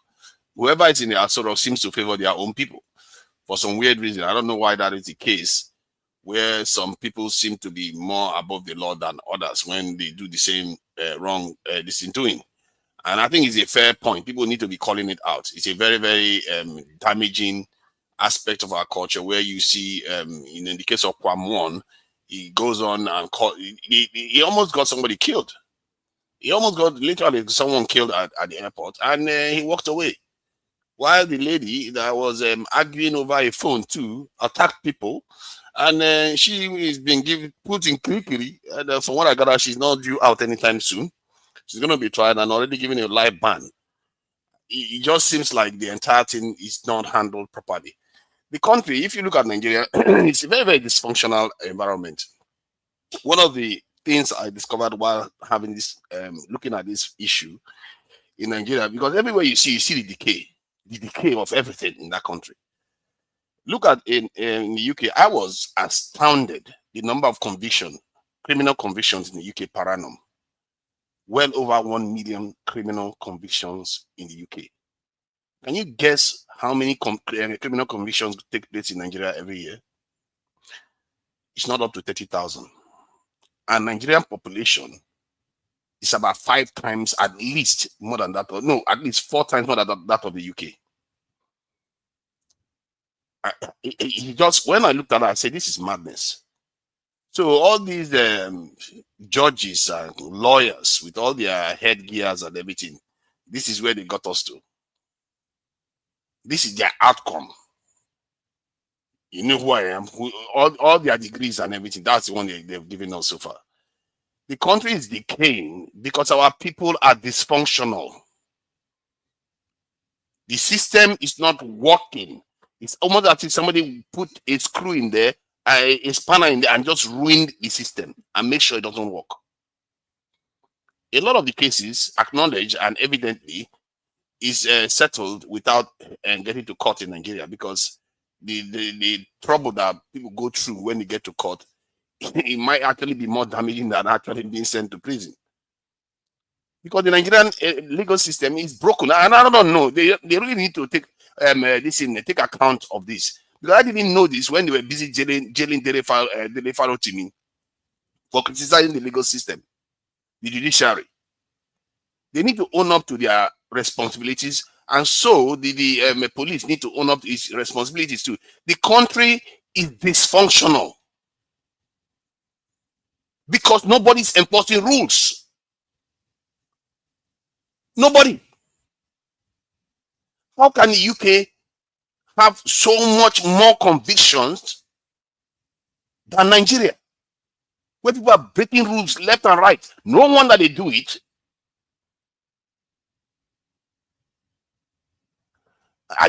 Those numbers just flatten me. I don't even know where to start. If you check it, other countries too. France, 500 and something thousand. US, millions. What is our judiciary doing in that country? Just like they left Kwam one go, that's how they left that senator that was beating the driver that came to deliver a package to him. He was slapping him like he was the one that made him. Our system is broken.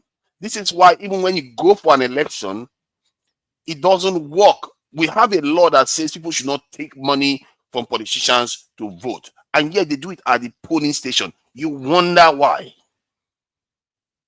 Nobody is following rules in that country. The country is dysfunctional. And any lawyer that is listening to me here, man, you guys need to get your acts together.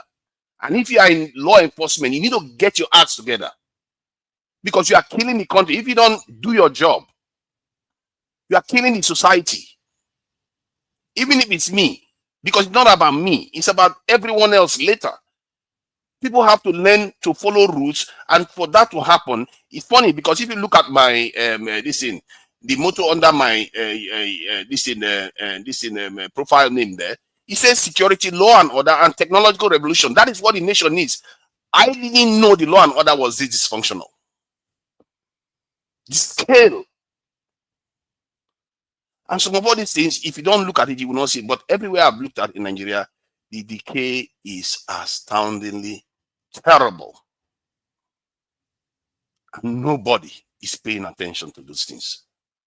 Our GDP has reduced more than half. He did that. They managed to do that in less than a year in this country. Do you know, I searched which country has ever gone through this? One government comes in within a year, reduce the GDP of the country by more than half, without the country being at war and without the country being sanctioned. In the last 70 years, no country has ever gone through that. Then yes, Nigeria are suffering and going through that, just streaming through. And some of those Agbado supporters will be protecting their tribal man. They don't care whether we are all sinking and dying, including themselves. This sickness that our people have with tribalism, where if your person do something wrong, you blind your eyes, you can't see anymore. Look at where we are now. Look at where we are. We have been pissing on that country for decades with this stupid tribalism and religious nonsense, and look at where we are. A country that is completely dysfunctional. Problems everywhere. Somebody will do something wrong and you will see people will take sides. Because the real problem is the fact that we are all responsible for this. We created a culture that is so dysfunctional that we can't even see our front from our right. And you will see them, they will be arguing strongly for their tribal person. When I mentioned here that when I went to Nigeria 2020, I used cash machine, ATM in Nigeria. Every time I went to Nigeria, I used ATM everywhere I went to. But when I went back there 2024, ATM disappeared. All market women seem to be doing electronic transactions. All shops, they will give you their account number. They're all doing electronic transactions within 4 years. I've never seen a nation that transformed before. But it turns out that the person that is partly responsible for that is the only person that they found to be guilty in the previous administration. Or at least he's been jailed for years now. And when I asked about it, they say you are defending him because he's a south person or a southeast person. Because nobody else is held accountable. How can only one man commit crime in one administration? Our country is dysfunctional. And the same thing within Nnamdi Kanu. They took him, they will hold him for years, and they can't even try him. And I've always had a problem with that. You can't even try people. Other countries convict, like the UK, over 1 million a year. And Nigeria is doing 20-something thousand. What kind of country is that? And they are so, you know how they are bragging about it now. EFCC is convicting the highest rate so far. They are bragging about it. 4,000 something conviction in EFCC. So big. Great. Go and try small UK for size. Go and see how they convict their people. If you screw around, you will get it. If you overspeed, you will get it. Next time you think twice. You go and display badly in the public, they will take you. And they will come to your house. They will come and pick you up. You find out that you will never escape from justice. And the police officers, they will be professional about it. In many cases, anyway. They will calm down. When I had an issue with police officer in the UK, he was calm, talking to me as if he was finishing me. He would be laughing at you while he's finishing you. Because that is the rule of the game. Because maybe he himself has got some misdemeanor on his plate. We as a nation have to learn to actually get the machines of justice working. And this is, again, is one of the reasons why I don't trust our elders. This is one of the problems I have with our elders in that country, because some of them have stumbled across this of information, and especially the judiciary. They know this. And they will tell you that they are overwhelmed. Overwhelmed with what? How are the UK judiciary able to convict people? How are they able to do that? How?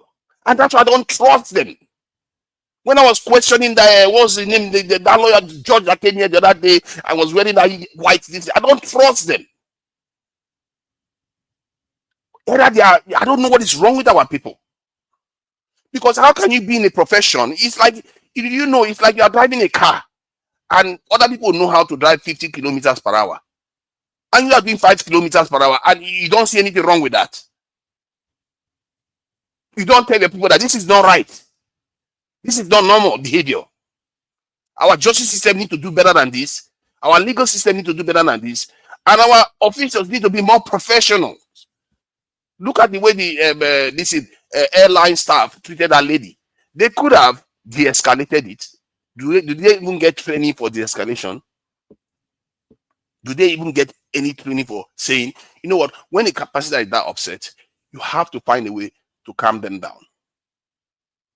Do they even do that? No, they don't. Instead, the Nigerians will be like, I will show and pepper. They were very happy to see her at chest open. Take her outside. Take her outside. Because that's our people. We don't value life. We don't value our people. And in return, we don't know that we don't even value ourselves. I've said it before, until Nigerians start valuing every single hair on each other's head, every single strand of hair, they are not going to wake up to the fact of their responsibility. Because if you did, that lady, when they told her to turn the phone off, she would think of her fellow human beings. And the attendant would think of the woman. and people will resolve issues without resorting to this madness that we see. This poisonous environment where people feel like if you have money, you get away with anything. And they do. They do get away with almost anything in that country. That is the problem. Even a general was complaining about it.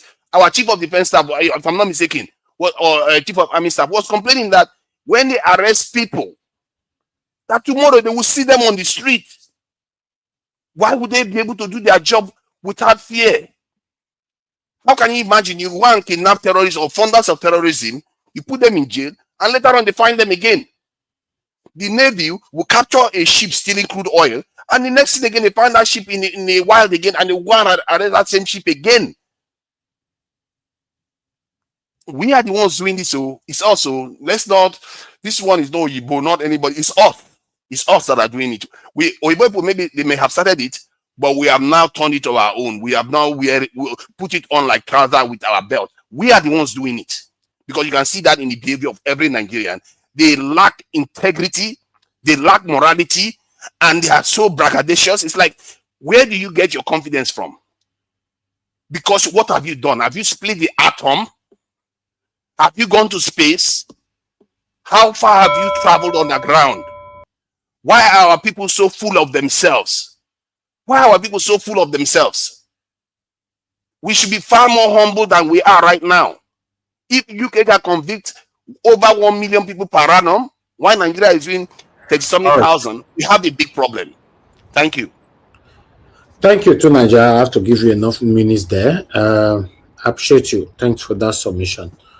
Okay, my people, we've rounded up with the first session. We need to take our final submission now so we can round up. Thank you very much, my people. Now, God bless you now. Okay, let me come back to Mr. Jonathan. I just watch I do. Oh, okay, Mr. Alabo, you really joined us just now. Okay, Mr. Alabo, just talk to us then. Good evening to you, sir. Go ahead now. All right, good evening, sir. Thank you, everyone. Thank you, my Mr. Niger Watch, for the opportunity. Thank you, everyone on the panel. Thank you, Nigerians, those on the comment section and the backroom staff that is keeping us going. Mommy Diaspora and everyone. God bless us. A new Nigeria is coming, and that new Nigeria is possible. Well, this one is obvious for us what is happening in our country. These are the facts. We all know that the 2023 election was rigged by the people who think they have power. How was it rigged? Did they hack the server? No. It was the INEC himself who have access to the server. They have the login. They were the one that switched off the server for the presidential election. And they did their magic, the result, the way they wrote it. They will write it and reduce it, make it look as if it's county. People did not turn up for the election. Presidential election, Nigeria came out. People traveled abroad, back home, and voted massively. Just alone, they say they turned over 1 million votes with what they have in their collection for Peter Obi. At the end, what result are they bringing out? The same thing in Benue State. What result were they bringing out? You see result like 200 or something, 3 something, and people will be shouting, where is it coming from?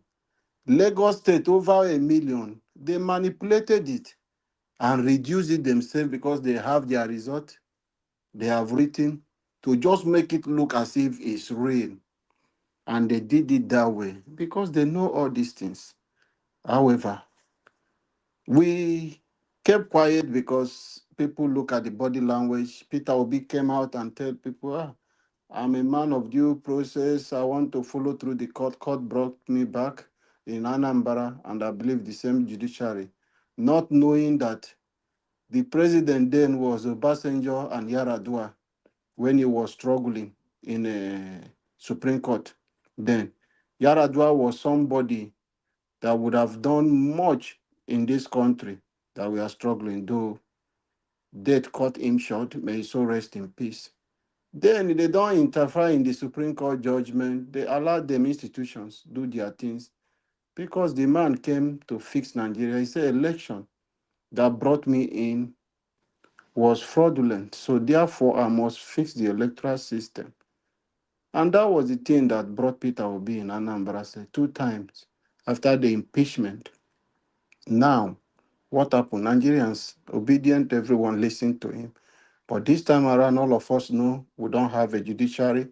So Nigerians now are ready. Your destiny is in your hands.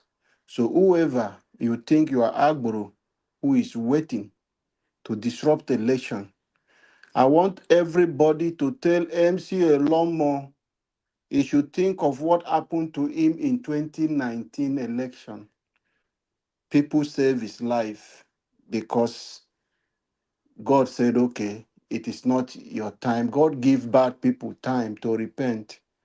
But I want to remind him, he should know what happened to him in 2019. He was on the quota, he was on the main road, lifeless. So you should remember, you that is thinking you have all the power, you don't know what is coming behind you. So everyone preparing that they want to use Togri to frustrate people in Lagos, showing example of what they want to do through the local government election. It might not be like that. Because man proposed and God disposed. The evil you are planning, you don't know what is coming upon you. So get ready, Nigerians are coming from you, for all of you. You think you have guns or you have the power, you have all the state institutions. The frustrations of Nigerians will be more than you people. And that time, what will happen to you people, you will be surprised because a new Nigeria is coming and a new Nigeria is possible. Today, a lady is being judged. We are not saying whether she reacted wrongly because she couldn't manage her emotion. Most of us are abroad here. You will see somebody just go into a supermarket and destroy everything in the shop. Nobody will touch you. They will wait for security. Security will come and just guide the person because they are trained, they are professional. Nobody in that shop will go and slap and beat that person that is destroying things in that shop. It's only the security people who will come in their professional way and take that person out. Nigerians, we are just reacting based on what we are seeing. I am telling Nigerians, if comfort, we are sitting in VIP, what happened to her will not happen because she was what? She was on standard. She was sitting behind where everybody. If she was in a VIP, that AOs will not even have any gut to walk to her and tell her to do those things. Even if she will do and she see her, she will remove her eye because what they will be imagining, oh, it might be one of a governor daughter, it might be one commissioner daughter, it might be one minister. They will assume that way and they will treat it politely. Because it's what? It's on the economic side where he's just sitting down. They say, okay, this one might not be anybody. They might even tag out to say now Olucho. He don't finish. That is Nigeria. The sea finish. The same man who caused problem for our flight, the man we saw on videos stood in front of the airline. Even when the pilot tried to move, he will move. And he was putting in hand on this thing, said this flight will not move.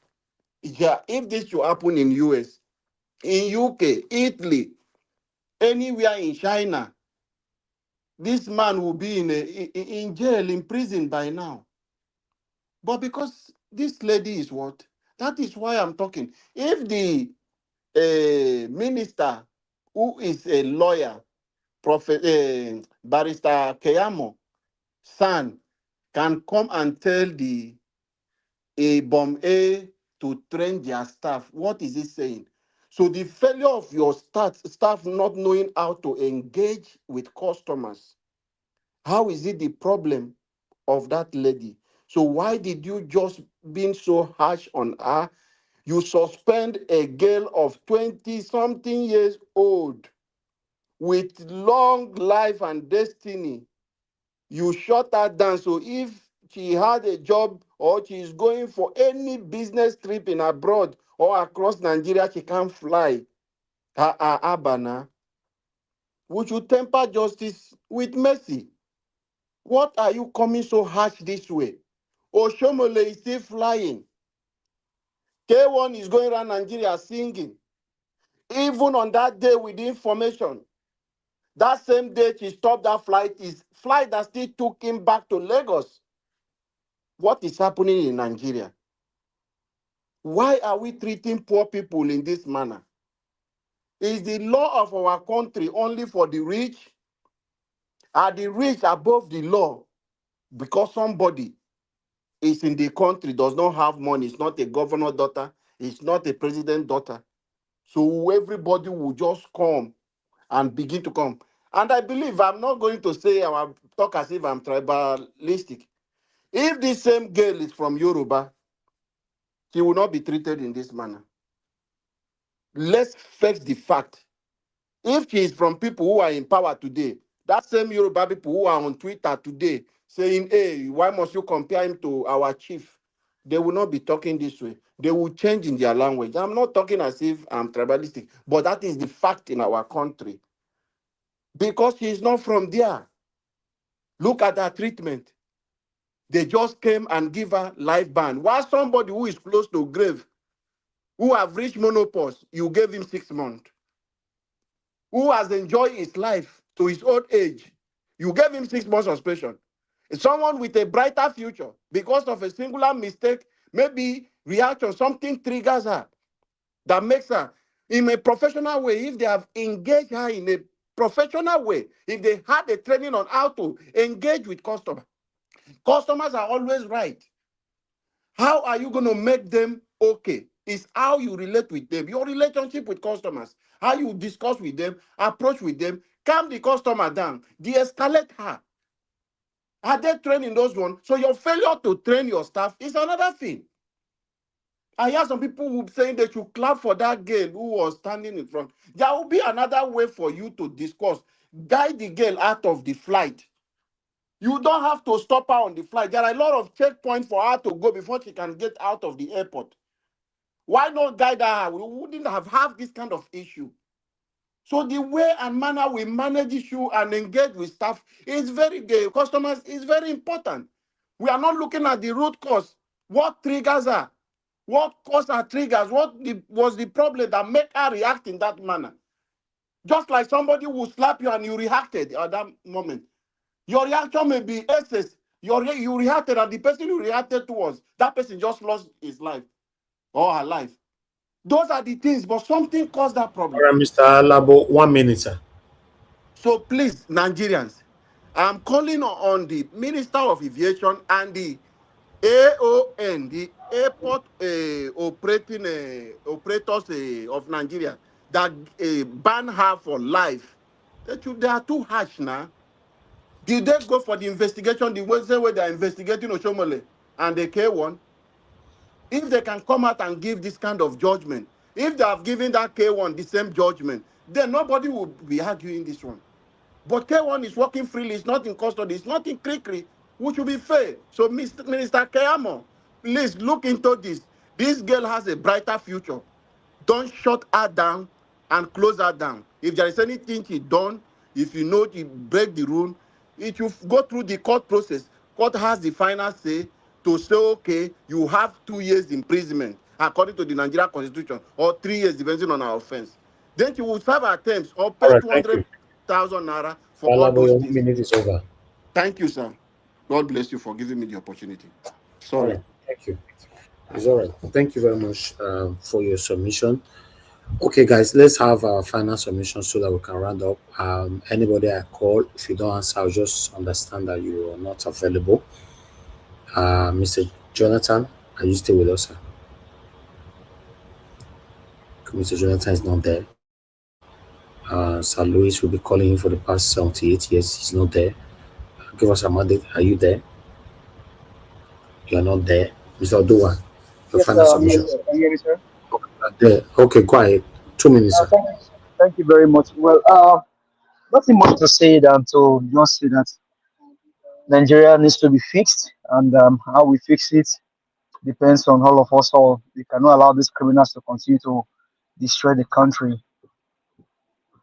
Mr. Peter Obi, whatever your plans are, please let Nigerians know so that we can begin to strategize and see what we can do. for the coming election. Mr. Elvis, thank you for all that you do.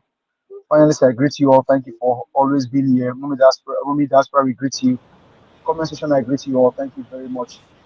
Do have a wonderful night rest. Bye, Thank everyone. you. Thank you, my Okay. brother. I appreciate you. Thanks for making that brief. Okay. Okay. Mr. Dua, yes, sir. Okay. Thank you, Mr. Najawash. Thank you very much. Well, Nigeria, we are talking of tribalism. And let me not deceive myself. The whole world is full of tribalism. That is why you see our religion system. This is why you see the other one say, I'm a Muslim, a Christian, you are Senegal, you are Mali, you are Chad, you are all these things are tribalism. And the reason that we are seeing it in Nigeria, the way we are absorbing it or accumulating or whatever, it is because Nigeria tribalism did not form a country. It was forced together to become a country. So if they form a country, they might be able to limit it and say, no, because it was agreement of. But because it was not an agreement, so it's difficult to limit because every of the parts who claim to now hold the country see themselves as king, want to lord themselves over the other. And while the other one we said, no, I will not agree. So those are what we are saying in Nigeria. Thank you, Mr. Nadeau. Thank you. Thank you, Mr. Dua. Thank you, sir. Okay. Mr. Ferreira, are you still with us? Okay, Tunaja, please. 2 minutes. If you're there. You're not there. Good. Um, Black Panther, are you there? Oh, good. Everybody not there. Okay, Mr. Alavo, your final 2 minutes. I know you are there. No, I'm here. Me, I'm here too. No, but I was calling you. None of you is answering. Who will go first? I Should did I say I go did hear ahead? now. You know hear me. Should I go ahead, Okay, Mr. go Najawa, or ahead. should Go I ahead. leave it? Mr. Go ahead, Black Panther. Mr. Evans, Okay. I know you've called me 70 years ago. Okay, all of una But I don't am feel. still Make una keep quiet. Make I talk. Yeah, yeah. Oh, Right. let me, Alabo, you spoke well. But you and this your customer service, you know they work for crime committed in the airspace. You know they work there. Customer service no day for when you break the law. I can see when you talk from the humanitarian point of view, you were compassionate for the minister to do something. But the minister committed a crime too because it was illegal for him to pronounce a judgment while the case was in court. And three, Mr. Ferreira, what you said, I have witnessed in the United States where the cop came into the plane. They call them aviation cops. They came into the plane and uproot a passenger that was rude, just being rude, because the captain said he cannot go with this passenger. That they should put him, calm him down to put him in the next flight. They carry the guy in leg no dey for ground. They carry him like wood.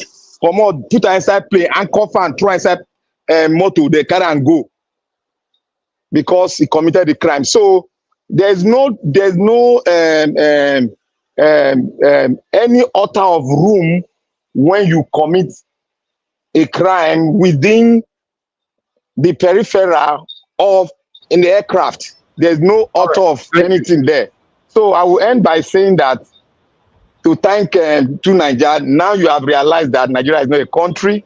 If everybody have gathered together to bring the momentum, we have gone further. And the consequences of the election is what we are facing now because most of us made a wrong decision and the consequences, all of us will face it. Thank you. Thank you. Thank you. Mr. Alabo again. Um, go ahead. Thank you, Mr. 2 minutes. Najawa. Black Panther, my own is that every profession, just like you make comparison to a doctor, all of them yesterday, they operate by rule. The ethics, everybody have the ethics of the job which you have to stick to. Nobody comes with their own outside the law. So every mistake you make as an organization, you will face the consequences. They have on her own right, the way they treated her was not right. If Nigeria is a place where people can get justice, that girl, just like I don't know if Mr. Pansa was talking about, if it is in UK or US, she will catch her, she will not even work again. And lawyers will come, fame will come to even speak for her and win a lot of money for her. So the system, the way they treated her is unprofessional. We must discuss that. So customer relationship with staff is very important on how you engage with your customers. It's not about because it's a poor. Why do they not treat a K1 in that same manner? Why do they not treat Oshomole since he was disrupting the flight? So we must see what is black and call it black. We must see what is wrong and we should condemn it. For us to have a country that will be working, everyone must be equal to the law. The law does not understand anybody in US when you speed. They will send the letter to you, whether you are a MP or whether you are a prime minister. You breach the law, you will face the consequences. So we must build our society. We should not encourage anything that is evil, having anything like VIP treatment, then leaving the poor to face crisis. This is the problem people are talking for a long time.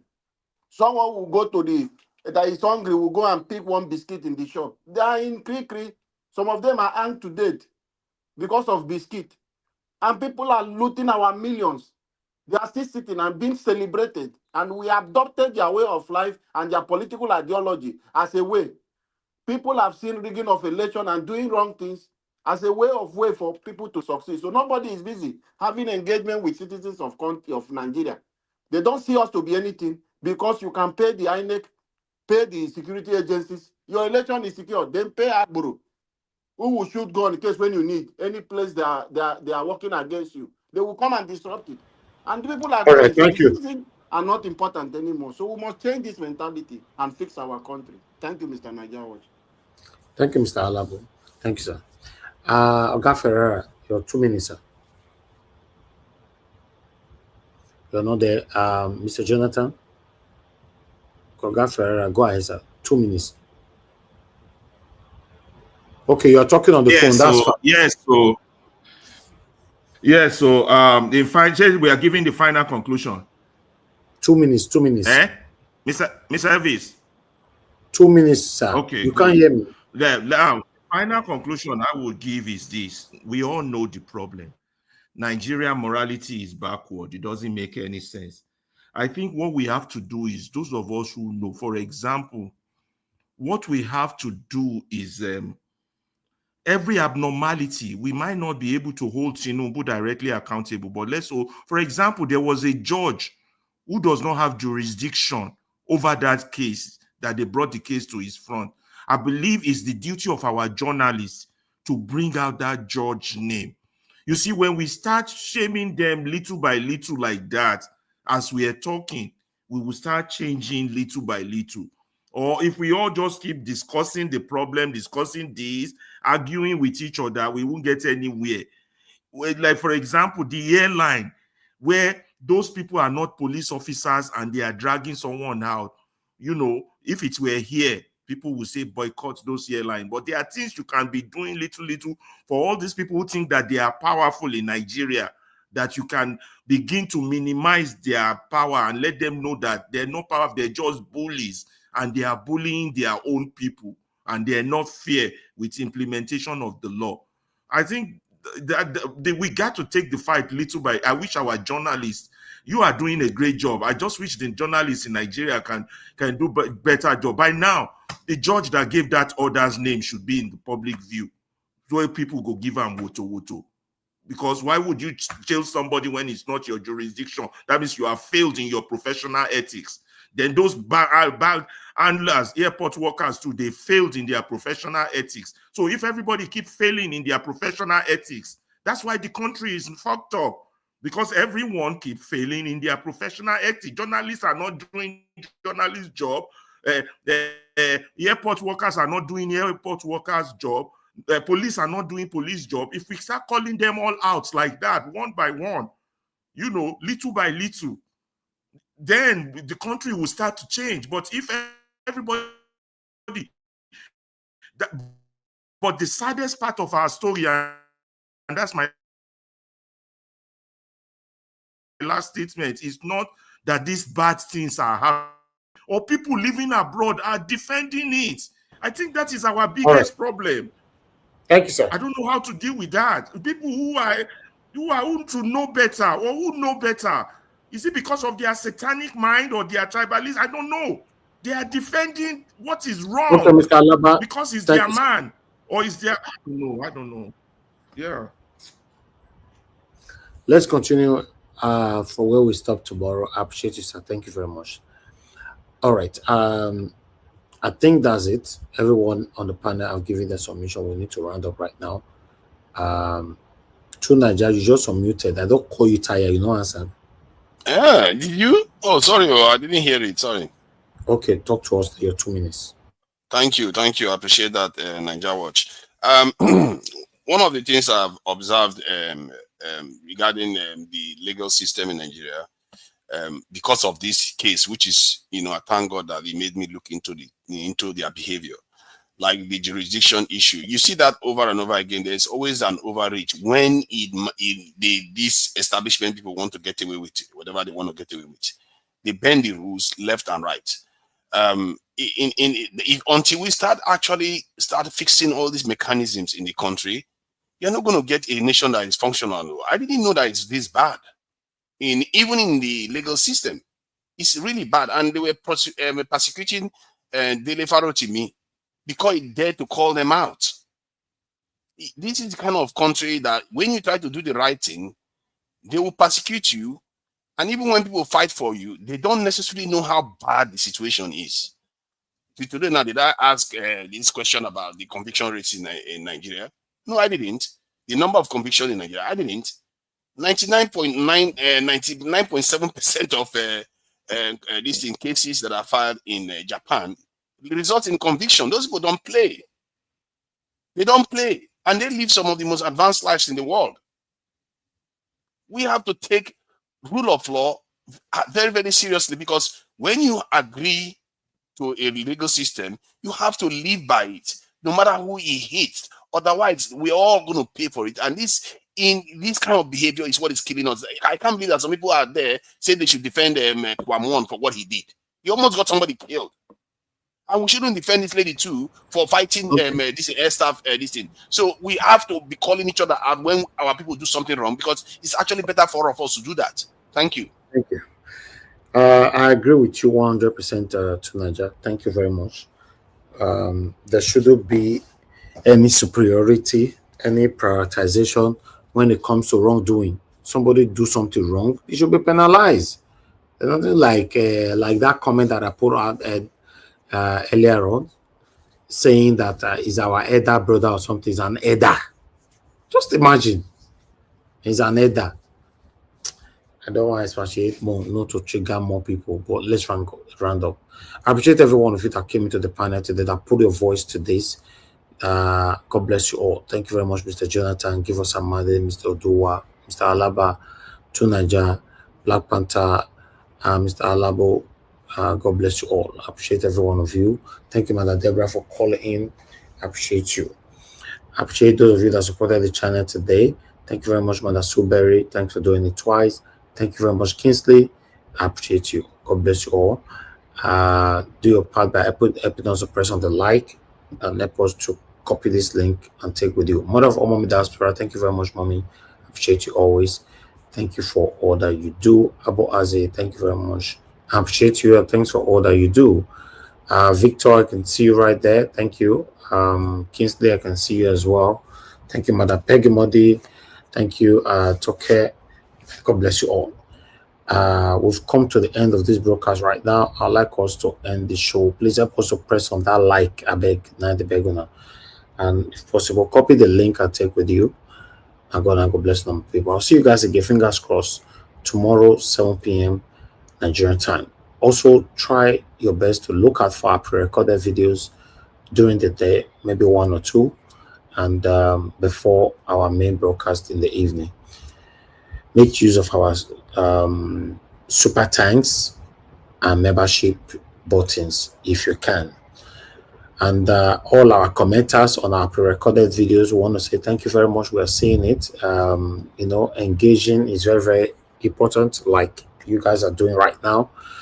Those of you doing the same thing on our pre-recorded videos, we are very, very grateful. And God bless you. All our spectators, thank you very much, especially the good ones, the witches and wizards with the side. We pray somehow, someday, may God change your mind to stand for what is right. Good night, my people, and bye for now.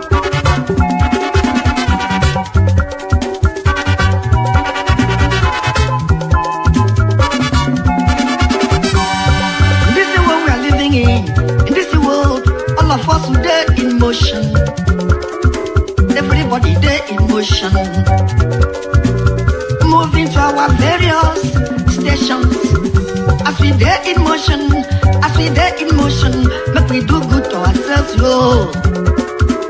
Make we do good to our neighbor. Before we reach our station, every walk gets paid. Every walk gets paid. Whether not good or good, nobody walk good. Every walk gets paid. Whether not good or good, nobody walk good. I make a dey fear my God.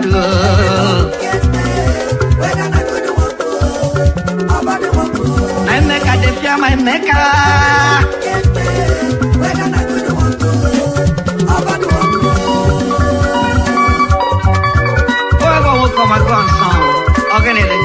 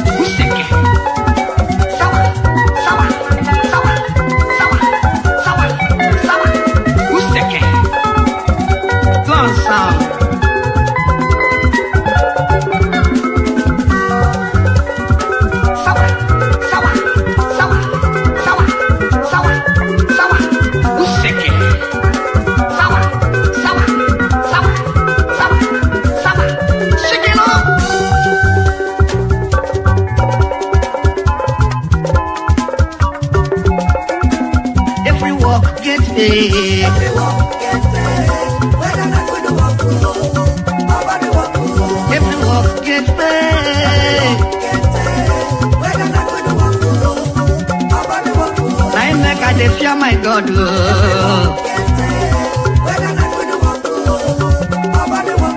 I make a fear my maker.